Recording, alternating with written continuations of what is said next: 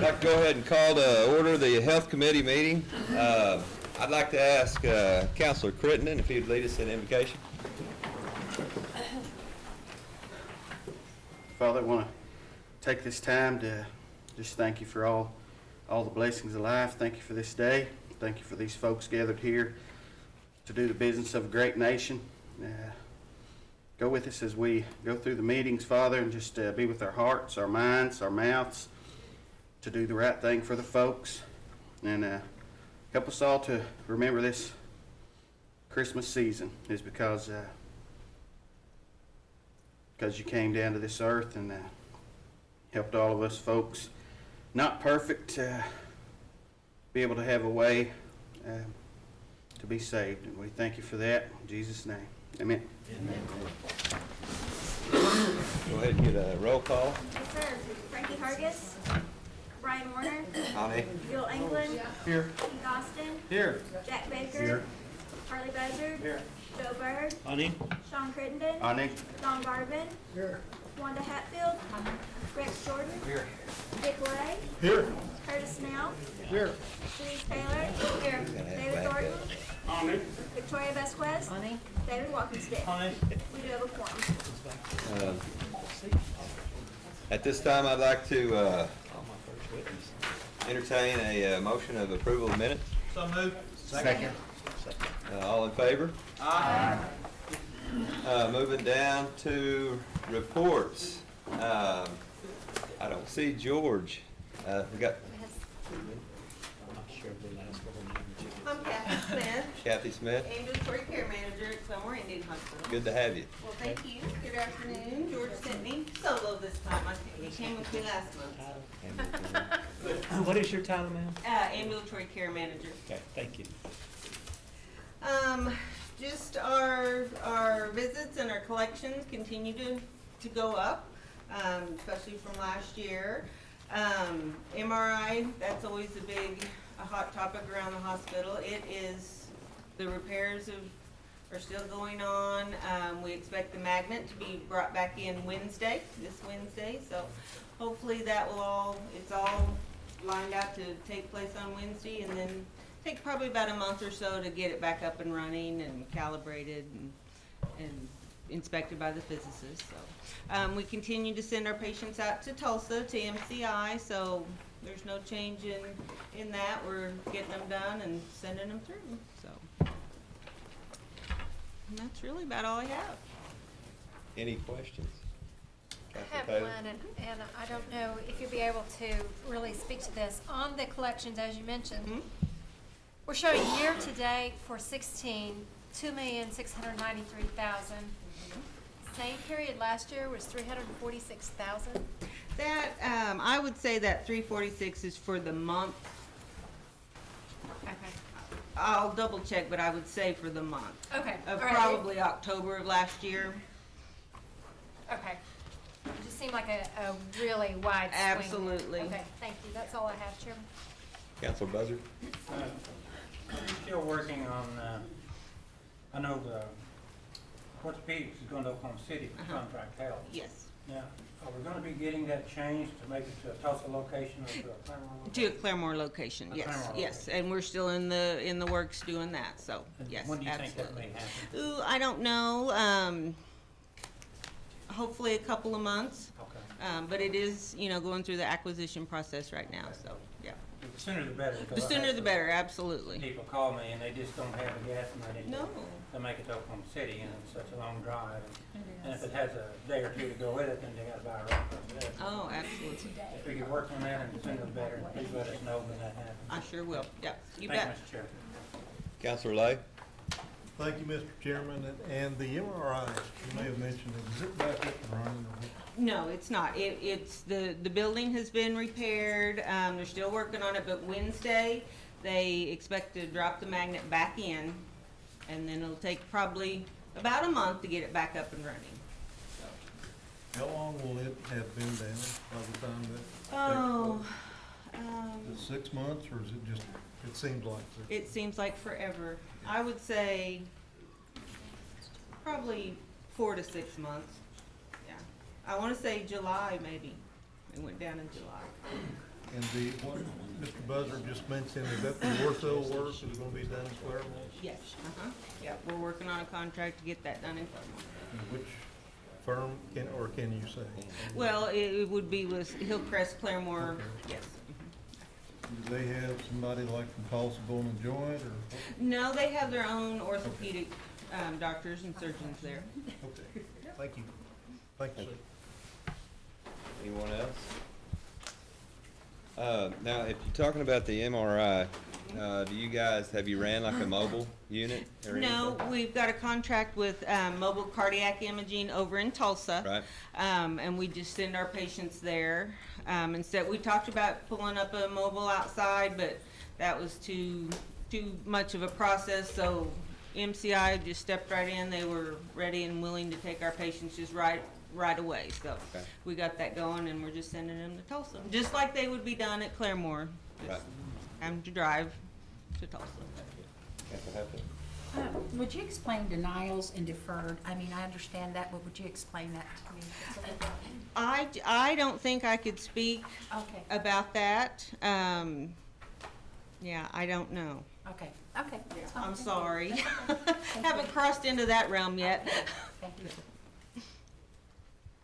Anyone else? Well, good report. Thank you, Ms. Smith. We're glad to have you. Okay, thank you. Glad to be here. Okay. Next, Cherokee Nation Health Services. We've got Dr. Graham stepping in for Ms. Davis today.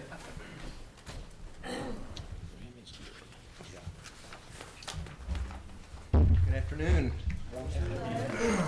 Happy holidays to everybody.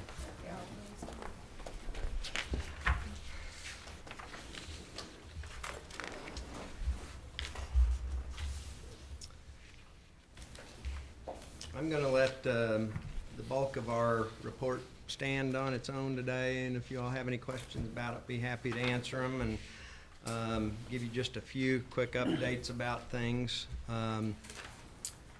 Ms. Davis mentioned last month about the public health accreditation that our public health department and our health system went through. We now have our action plan completed and about ready to return, and after that, we'll just wait to hear from them. Hopefully, in a couple of months, we'll be able to report back that we're the first tribe ever accredited for public health in the country. Couple of facilities issues. Stillwell facility on December 1st sprang a leak, and our staff were right there to get it turned off quickly. We got several contractors on site to evaluate it, and they've begun restoration and repair services on it. We anticipate that it's still going to be 2 to 3 weeks prior to all of that being open again. J facility, we are going to, it looks like, be able to start moving in equipment and furniture in early January, and we are planning to try to open the facility before the month is over. And if everything holds after the holidays and there's no weather, we'll be working on getting a grand opening date with the chief's office and with you all to get the new J facility open. It's a beautiful facility, and we can't wait to get it open. I wanted to give a little bit of an update on the recruitment report to you all over what you have in your report today, because that changes on a daily basis, and there are some good things to report on it. In particular, you know, there have been some issues around pharmacy because of the new health record and working out some of the bugs in the pharmacy software, as well as the pharmacy process within our facilities.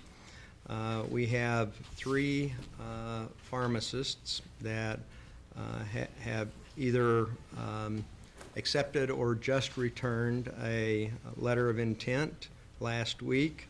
In fact, last week we had 7 letters of intent that were received for provider positions and for pharmacy positions.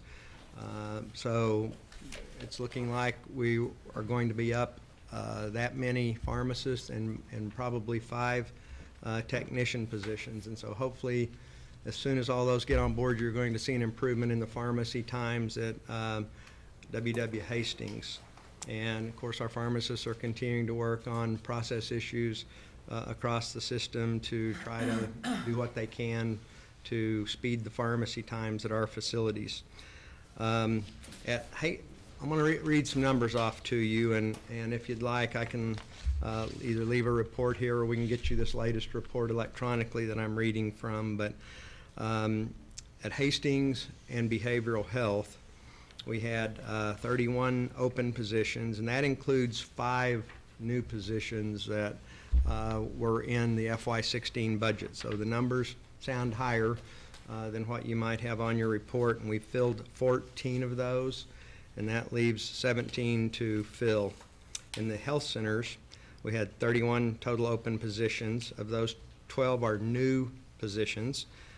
10 of those vacancies are filled, so it's leaving 21 to fill. So it sounds like we have more unfilled positions than we do, but it's because we've added a number of new positions in FY16, and that's going to be good when we get those filled. And our health recruitment department reports that as far as the number of vacancies we have, the percent of current positions that we have filled in this amount of time is above the national average. So they're working very, very hard, and Ms. Davis and Dr. Montgomery and everyone are working very, very hard with the recruitment office to get those filled.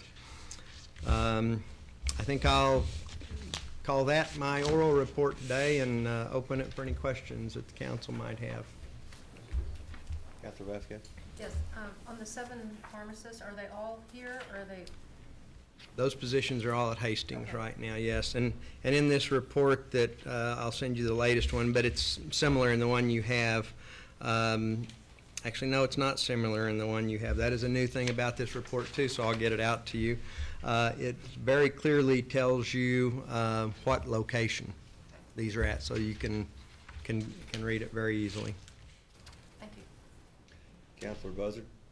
Dr. Grimm, I have just a couple of things, and I know Cerner has been the forefront of our discussions here in the last year plus committee meetings, and I hate to keep beating this up, but I know Connie has told us if we have any suggestions to let her know, and just the things that's going on with Cerner. Get, for instance, I had asked for the list of my medications. I take Friday. And a staff person cannot get it out of Cerner, from what I understand. It either has to go to a provider, and I believe they told me provider. To me, that's not a good use of the provider's time.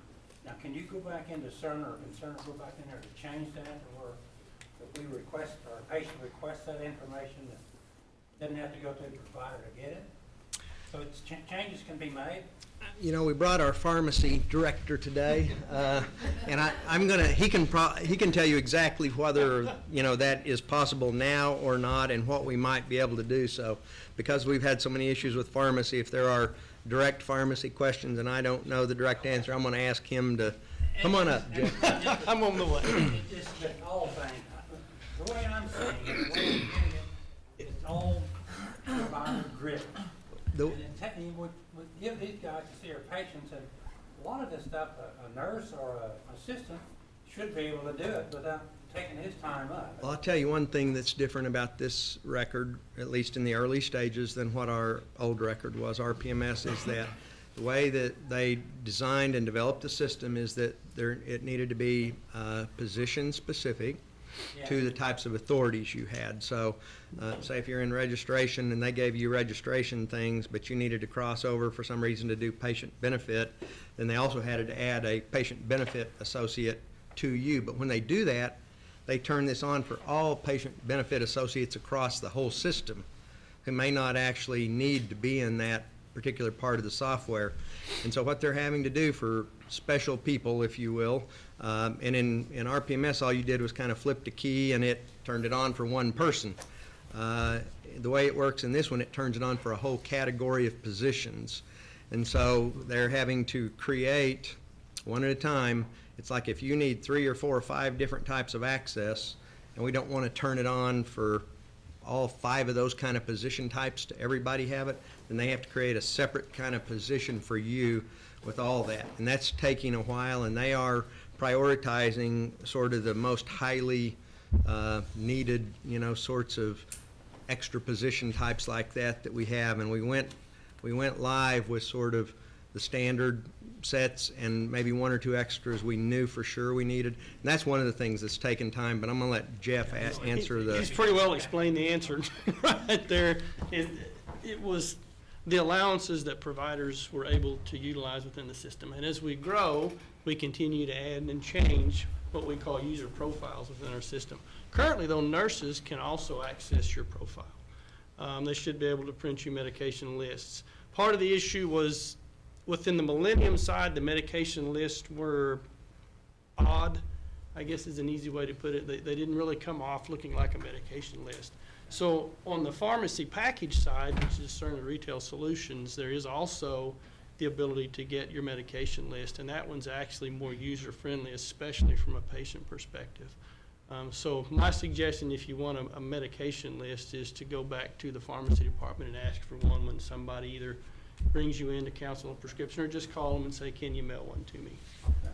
Well, that sounds, and my concern was, is are we gonna go back and be able to modify that whole Cerner setup at some point in time? I mean, depending on what it is, yes. Yeah. And we will be able to modify a lot of it ourselves, and we have people that are in training and have been trained to do those. I know I've tried to be patient with this, because I know when you do a new system, you're gonna have glitches and stuff like that, and I understand that. It's just that, we get a lot of calls from patients that go up there, and I said, well, I'll ask the question. The other thing that I did ask, and I noticed it in our last report here, that you gave us the third-party billing, also the number of clients that go to the clinics, which is good, and that's what I want to see. And I don't think we've seen the drop-off as far as third-party billing yet, because the last report only goes back to a certain month, and I kind of have a feeling we're going to see a drop next month or the month after. There's a drop in I'm collections. concerned at how much that's going to be. Yeah. And that was the reason I asked for that report. So Yeah, and we'll get that to you, and we're working on it. And the drop you'll see too is the fact that the revenue cycle was the last thing that, we sort of turned on, if you will, and that they began working with our staff and their staff to refine. And so it's still being worked on right now, but the billings are out there. We haven't lost any billings. We want to make sure everybody's aware of that if anything didn't get billed already, it's going into a queue, and as they fix the issues, it's getting rebilled. And we have adequate time to rebill those things. We haven't lost anything for timeliness or anything like that. So there was a drop in revenue, but it's because the software also, and our people are getting used to it as well, but the software is getting refined by them to our system. And I think what you're saying, I understand what you're saying too, but I think you're also going to see a drop in revenue from the total of patients that we see. Because at the J Clinic, we're only seeing, each provider's only seeing 8 to 12 or 8 to 11 patients a day, whereas we're seeing as many as 18 and 20 a day. And that will be a real drop if there is not newfound revenue or increased collections. That period of time where we went down, and in many clinics we're back up to full speed now, where we were at before, not where we want to be in the future, but that period of time that we were slow, where we taken 1 an hour, and we went to a little bit more each day until we got back up. That period of time will be a loss, but we right now are without having everything fully worked out, we think by the end of the year we're still going to be where we said we would be. Okay, well, I'll just keep it telling them it's going to get better. It's getting better already, so. Thanks. Thank you, sir. Thank you, Mr. Chair. Thank you. Councilor Garland? Thank you, Mr. Chairman. Dr. Graham, I understand we only have one doctor in the audiology department at Hastings. Is there any chance we might get another one? I think he's kind of snowed under and about 6 to 9 months behind. He is, and I don't know that we have any short-term expectations of getting any, but I do know when we received the joint venture, and I can give a quick update on that if you want. It's not really much different than what last month's was, but we are going to get an expanded audiology department, and I hate to say the number without it in my mind, but I want to say it was like maybe 3 audiologists in addition to the one that we have. And that may change because headquarters still has not approved all of our documents, and that is the update. They are still in headquarters. The one update is I did speak with the director of IHS about our paperwork. He said he would ask about it and see if he could get it completed as soon as possible. But I don't know if Roger has anything to add to that. Nope. But there is hope in the future. I mean, part of what limits him too is the amount of space we have, the number of booths that are there available. And those things are big and heavy to move in, and Well, I think that's a real need that the Cherokee people need, and I'm glad you're working on I it. agree with you. And we are adding that service in an expanded format. Very good, thank you. Thank you, Mr. Chairman. Counselor Leif? Thank you, Mr. Chairman. Dr. Grimm, the hepatitis C, we got a grant, I think, to start testing for that and to do follow-up, and I guess there's a cure now. Yes, there's a new pharmaceutical that provides a cure for that now. It's incredible. Did we get a grant to test for HIV? Roger, is that part of the grant? No, it's not, it's just hepatitis. Just for Hep C. And if the Hep C and HIV testing was done without consent or knowledge to the patient, would you say that was a good idea? No, but I mean, one of the things, after you asked us some questions last month that we went back and checked, is that our consent form has that in there, that, you know, we list the sorts of treatments that we would be providing that you're giving informed consent to. You know, we see general medical care, dental care, behavioral health care, and we do say HIV and hepatitis C screenings in that Would general you not consent form. normally say, do you want us to do this? And would you allow us to do that? In a normal practice, you would do that. I mean, if there was a reason, if a patient came in and had some of the risk factors for a particular type disease like hepatitis C, the doctor would probably talk with them and say, you know, I'm concerned about these things and we'd like to, you know, I'm going to run some blood work on you, and one of the things we're going to do is test for hepatitis C or hepatitis C and HIV. And with this grant that we're doing, the Cherokee Nation is one of only 2 sites in the world right now. The other one is in another country, not even in the United States, and that's one of the reasons we got this grant, to try to eliminate hepatitis C from our population. And one of the differences in an elimination sort of objective versus just a single patient-to-patient treatment objective is that to try to catch everyone that has it, you need to try to screen 100% of the population. Because most of the people out there that have it don't know that they have it and won't know that they have it until something happens that causes them to be sick from it, and then they get it. So, so one of the things that and I don't know if we've actually turned on the switch yet to do this, but it was effective a certain date. Do you remember when it's like we're going to start doing the 100% testing, lab testing? I'm not sure the exact date, it's been several weeks. Okay. And so, you know, and then as people, if anyone comes up positive, they'll be asked to come back for more confirmatory lab testing, and then we'll put them into the program to begin the treatment. Let me get this straight. You're going to test folks for HIV and/or Hep C or anything else you want to, and they have no choice in the matter. Our patients, our citizens. Is that correct? Roger, I'm gonna ask our medical director to come up here to help join me on this discussion. Jeff, you can stay there. I've got a question for you. And if I've said anything wrong, please correct me. The new registration form, and again, I can't exactly say the exact date that went into effect, though, does specify that patients will be tested for hepatitis C and HIV in all indicated medical tests. Okay, and I explained this scenario to Ms. Davis last month after this meeting. And I explained the the scenario of this patient that was tested without their consent for these two things. And that patient was told at the window that the Hep C test is good now. I guess it's done quickly or something. It is. And the HIV test will be back in next time she came in. At the window with other people listening.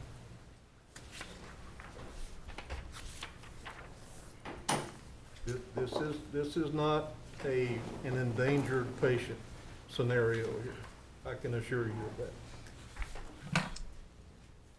And so you're standing on your legal ground to do this and come to the window and tell somebody their HIV test will be in next month. That's what you're telling me.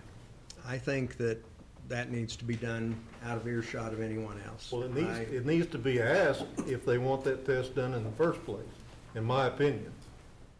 You may be legally and medically correct, but when people hear that term at the window, Yeah. and all of our patients know each other, we're all neighbors.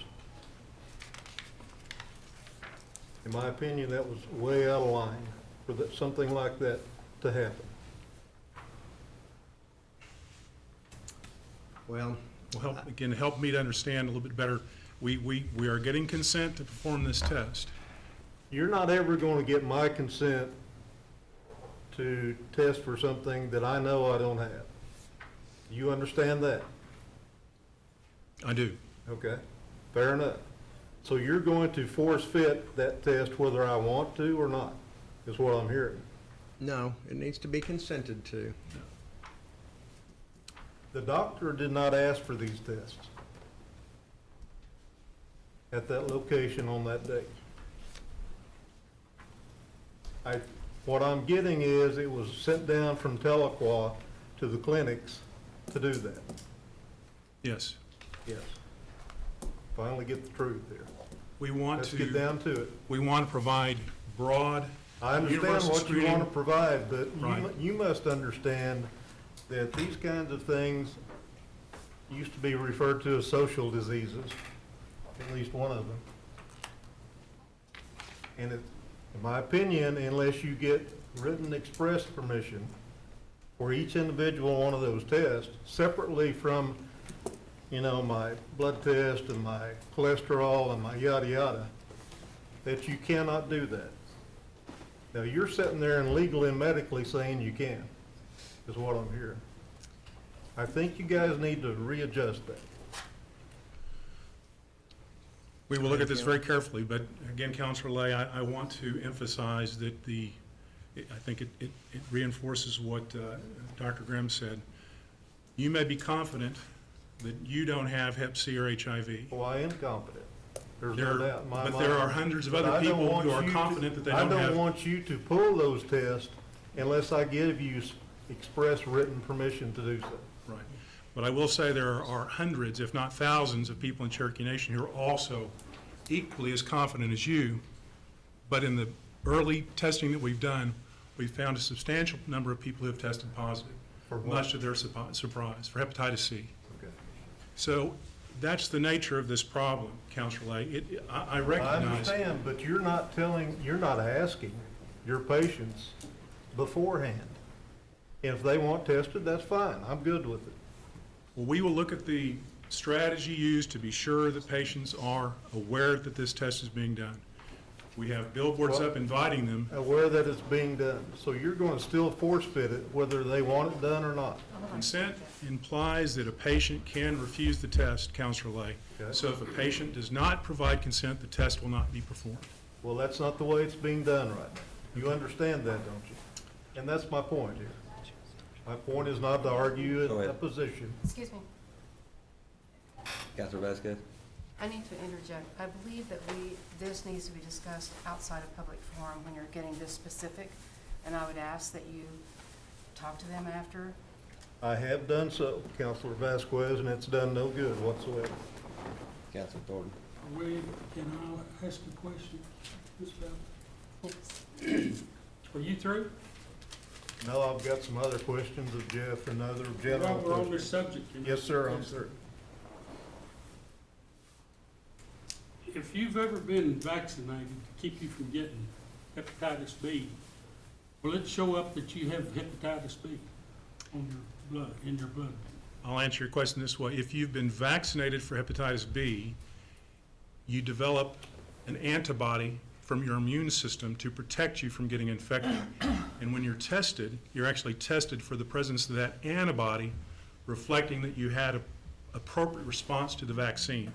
Did I explain that well? But when I went into the hospital and I had bypasses, one of the first things they asked me, have you ever had hepatitis B? I said, no. Why? Because it showed up. Well, it showed up because I'd been vaccinated to keep me from getting hepatitis B. That's the reason it showed up. Right. So they didn't check it in the form and the way that you're talking about. Well, not every person who's These are very good doctors, very good at it. Well, not every person that's vaccinated for hepatitis V develops the appropriate immune response. In other words, they're not protected, and you still can become infected with hepatitis B, even if you've had the You're not answering vaccine. my question. It Sorry. shows up in your blood that you have hepatitis B. Are you asking us? Apparently, it wouldn't have never showed up if I had never had that vaccine. And are you asking us, could something similar happen with hepatitis C, that somebody might show that they have it, but Right. they didn't really? Right. Right? I mean, I I've don't, been there and in that situation. well, there's not a vaccine, I wasn't. and there's not a vaccine for hepatitis C, at least yet. And Well, I so, realize that, but I wasn't talking about hepatitis C. Well, for both of these infections, there's, and again, I don't know when you were tested, Counselor, but there are now very specific tests that measure the presence of virus in your blood system. It's called a PCR. It's got a fancy name, but they can detect evidence of the virus in your system that you are infected, or if you don't have the virus in your system, you are not infected. And that test is not, I mean, it's, again, I don't know the percentage of cases where it might be a false positive, but it's extremely, extremely small. I mean, it's a very, very accurate test. Then I'm pretty rare then. I can't comment on your specific blood test. I'm just saying the tests we have now are very, very accurate. I can't get an answer about I'd like to interject, and maybe that we could set up a specific lecture series, if we may, if we need to go any further into the details of polymerase chain reaction, which is PCR, Right. or anything else. Counselor Lay, do you have any other questions pertaining that's not to specific patient care towards these gentlemen? That's the way you do it. And I'm not sure I understand what you mean, not specific care. Everything these guys do are specific care to Well, somebody. just as far as a specific case in general that we're talking about. I'm talking in general about what they're doing out in our clinics. They're doing what I'm telling you they're doing. Okay, all right. Well, And I've got some other questions, but not specifically about Hep C or HIV. okay, all right, we'll Is that continue. what you mean? Yes, continue. Okay, Yeah, can I go? you bet. All right. I think you have been mentioning that the case histories from the old system to the new system are all over at this time. At least that's what we were told last month. I'm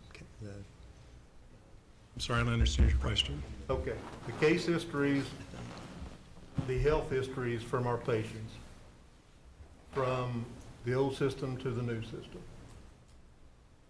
What I heard last month was that they have all now been sent over to the new system.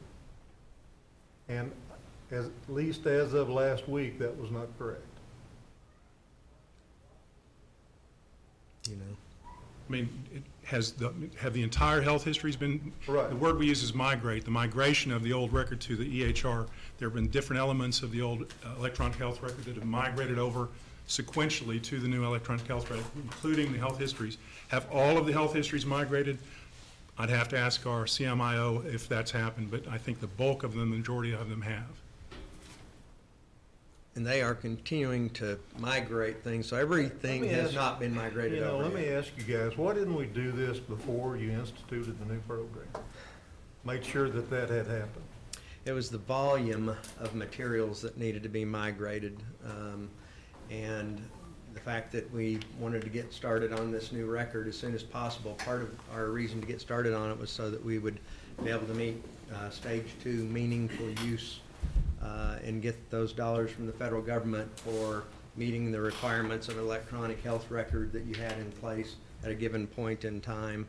So part of it was driven by not, wanting to give that money up, and the fact that everything that was there before is still there, and they can get it in, they can go back into the patient's record in RPMS and get it. Takes them a little more time to do that if they have to do that at a particular visit, but we haven't lost anything, and they're still, they continue to migrate things over. I don't know that it's continuously, but it is still ongoing. And so we wanted some money for the meaningful use. And we wanted to get But we're started on the losing record. money- we're losing money on third-party billing. Did it about cancel out? Well, we knew we were gonna lose some money on third-party billing no matter when we transferred over. And if we didn't start early enough to get this stage 2 meaningful use money, if you didn't get stage 2, then you automatically don't get stage 3. So we would have been foregoing, those are the only 2 remaining payments the government is issuing to, provider groups or hospitals to implement electronic health records. And so that was part of the rationale of why we went ahead and got started. That was not the only one, but that was a driving, time-sensitive one. And that's all I had to Jeff, because that ties in with the scripts have to come over also. Because docs are looking back to see what scripts people get, and the pharmacy's looking back, and the numbers have changed, and a whole bunch of stuff has happened here. Right? Correct. There are still issues with pharmacy. Jeff, do you want to say anything? As far as data migration, the original patient profiles did not transfer over. They were actually, when you come in as a patient, are pre-populated by a nurse before your visit. Those orders were actually put back into our health system. From the pharmacy perspective, when we get those into the Cerner Millennium side, then we review those that did transfer across to the Etruby retail side that we operate out of. And we try to compare the 2 to ensure patients are getting the medications that they received before at the same dosages, because there's always that potential for errors when we do manual transfers of data. Part of the initial reason for us to take longer in our processes. It just took us physically longer to go through 2 systems in trying to ensure the best that we could that the information that was brought across and that we received and was entered matched, and that way we can get it to the patient in a safer manner. Okay, thank you. Thank you, Mr. Chairman. Thank you. Counselor Vasquez? Yes, sir. I just had a quick question to clarify. Is the old history of the patient still accessible by the providers? Yes. Yes, Yes, and- it is. Everything that was in that old record is accessible still by the provider. Okay. Thank you. Thank you. Anybody else? I'd like to make a comment. Do you feel like all these questions that were asked, some of it was borderline confidentiality there? Do we need to have a meeting amongst ourselves and you guys explain that to us without having a quorum? Are we going to make some progress before next month's meeting? Well, I assume you're specifically talking about the hepatitis C effort. Yes, yes. I respect Counselor Lay's concerns about, patients consenting to being tested. I just hope that discussion doesn't cast an unfavorable light on the effort of the health services to do something that's really, really significant and of significant benefit to the nation. This is a significant health problem, and we have been afforded an opportunity to partner with a variety of state institutions, including the Oklahoma Health Sciences Center, to eradicate hepatitis C. That has brought us national attention, very favorable attention. Yes, hepatitis C, HIV are diseases that are in the past have been viewed as having a social stigma associated with them.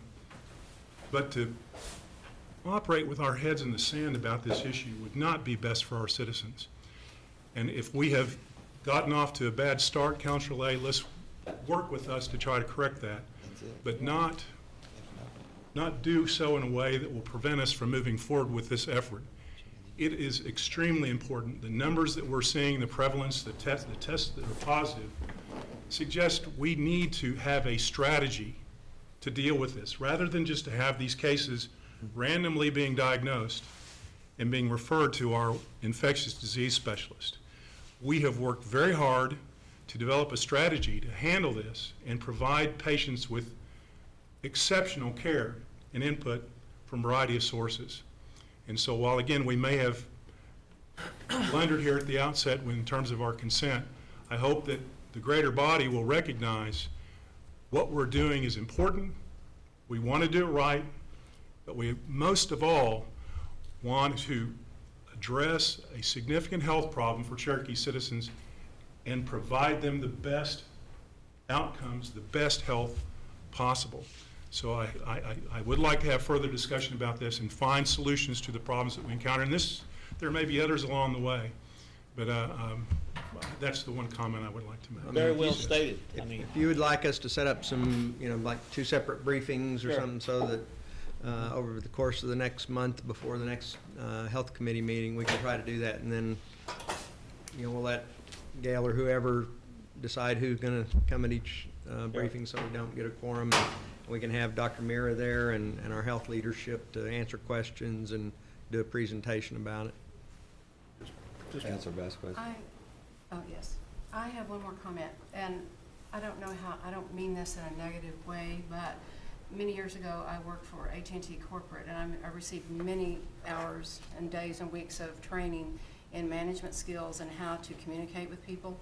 And I know that not just in this instance, but in other instances I can speak to just my health clinic where I go, that there are occasions when staff have not been well trained on how to discuss something in public to an individual. And I believe that it would be well worth the effort or money or whatever's required to get some training for everybody that has access to face-to-face communication with patients, and to know how important that confidentiality is. I think sometimes people get hurried, they get rushed. I have seen it happen. Mm-hmm. We have got to make sure that does not happen again. Thank you. Councilor Buzzard. And that's, I was just going to allude to what she was saying there. But one more thing, Dr. Graham, have we put notification out to all our people that this is what we're doing? There's been some press releases and things like that about it, but as Dr. Montgomery said, I think we need, and by Councilor Lay's questions, we need to provide more information, to our patients and obviously to you all. I think that would help a lot. And I think a lot of patients probably wouldn't mind. But I agree with what the counselor up here said, that we need to really tell those people up front, you don't talk about this loud. I mean, and it's hard to talk about it to other people here because you're just right next to one another.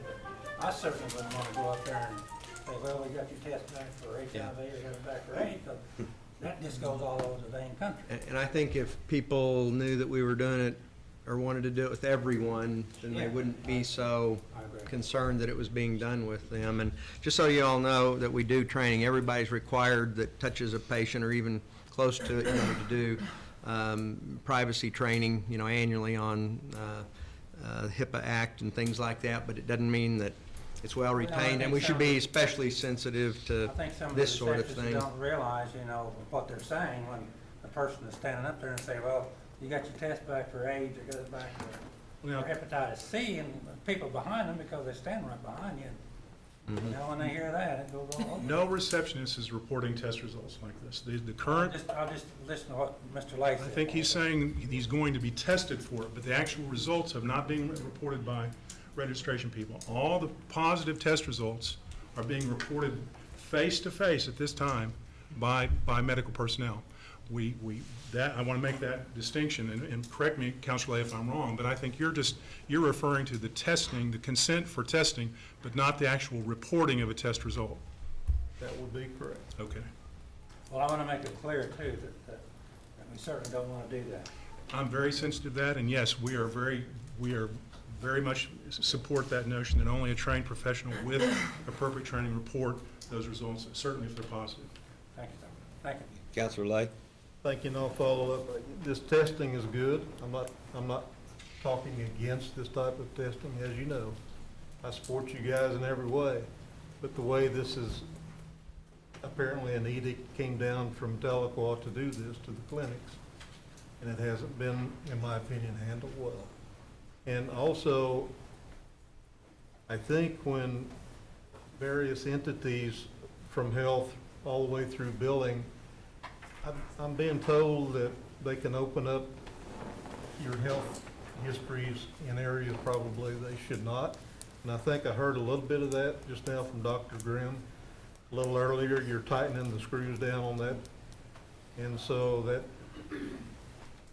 It's been, I appreciate yeah, it's been tightened with this new record, and people are trying to get us to loosen it. And we're being very, very cautious about how we loosen it. Thank you. Anybody else?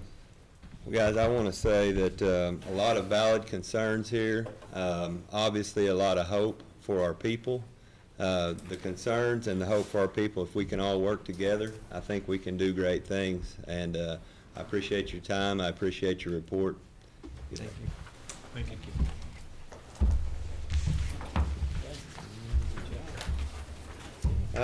Moving down, I do not see any old business.